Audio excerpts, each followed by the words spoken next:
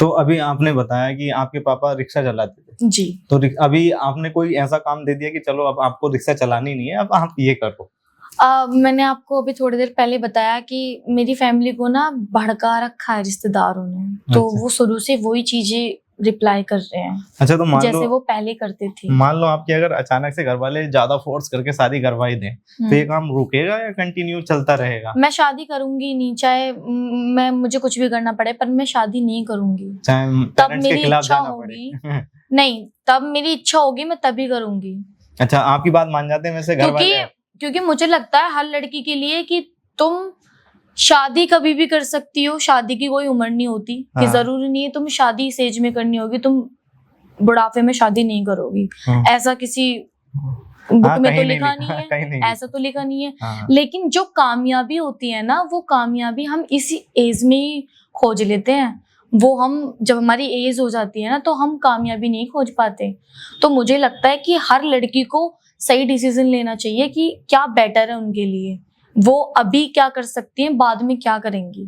तो वही चीज, तो अगर मान लो कि 1% मेरी शादी हो जाए, चलो मैं शादी कर लूं अपने माँ बाप के कहने से, मैं शूट पे जा रही हूँ, 4 बात हो गई, हेलो मैम आप कैसी हो, आपके हस्बैंड कैसे हैं, फिर बच्चे हो गए, आपके बच्चे कैसे हैं। तो मैं नहीं चाहती कि मेरी लाइफ में ये चीजें अभी से आए। मैं चाहती हूँ कि मैं अभी जितना काम कर लूंगी ना, जिस दिन मैं मतलब बोलते कि आदमी की इच्छा कभी नहीं मरती, जिस दिन रहेगा ना कि मैं ठीक है, मैं अब एक्सेप्ट करती हूँ शादी, मैं उस दिन खुद पे खुद कर लूंगी और दुनिया को पता लग जाएगा कि मैं शादी कर रही हूँ। वो तो पता लग ही जाएगा, इतने सारे ब्लॉग डाल दोगे। नहीं, लोग अभी से बोलते हैं कि शादी कर ली, मेरी शादी नहीं हुई है। सही बात है, आप ब्लॉग इतना डाल दोगे कि शादी का जितना खर्च है वो यूट्यूब दे देगा। अभी बहुत कुछ बाकी है, बहुत कुछ करना है, बहुत कुछ देखना है, तो अभी शादी का प्लान नहीं है मेरे माइंड में। चलिए, तो फैमिली तो अभी आपसे अलग रह ही रही है? ऐसा नहीं है, हम ऐसे अलग थोड़ी ना रहते हैं, कोई घूसा मारी थोड़ी ना चली है, उनके साथ ही हूँ, मैं सपोर्ट करती हूँ, क्योंकि हमेशा मैं उनका ऐसे साथ देती रहूंगी जैसे उन्होंने मुझे बचपन से लेके इतनी सारी चीजें सिखाई हैं। मेरे पापा ना एक बात बोलते हैं कि रूखी खा लो चाहे सूखी खा लो, लेकिन खा लो अपने घर के अंदर, किसी से मांगने मत जाओ। तो मैं ऐसे कैसे छोड़ दूंगी, ऐसे के थोड़ी ना छोड़ दूंगी। उनके मन में गलत फहमी है, बस मैं ये चाहती हूँ कि वो गलत फहमी अपनी सुधारें, लोगों की बातों में न आए। मेरे माँ बाप नहीं और सबके माँ बाप को बता रही हूँ, अपने बच्चों के प्रतीक नहीं जाओ। तब तक तुम अपने बच्चे से जान ना लो ना क्या सही है क्या गलत है, तो तब तक डिसीजन मत लो कुछ भी गलत। तो अपने पापा से बोलना है कि ये वाला एपिसोड देखें, ठीक है?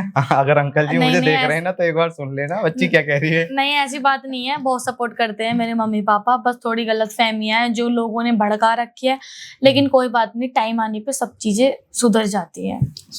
अभी नॉलेज नहीं है उन्हें। अच्छा। और फिर मैं एक अपने खानदान की पहली लड़की हूँ जिसने इतना बड़ा नाम किया है, मतलब इतना नाम कमाया है और इतनी सारी चीजें मैंने खरीदी है खुद से, क्योंकि मेरे खानदान की किसी भी लड़की पे गाड़ियाँ या फिर कुछ भी ऐसी चीजें नहीं है, सारी शादी होके गई हैं, अच्छी फैमिली में गई है। लेकिन जिस तरीके से मैं रहती हूँ, खाती हूँ, पीती हूँ, मुझे नहीं लगता उस तरीके से मेरे परिवार में कोई रहता है।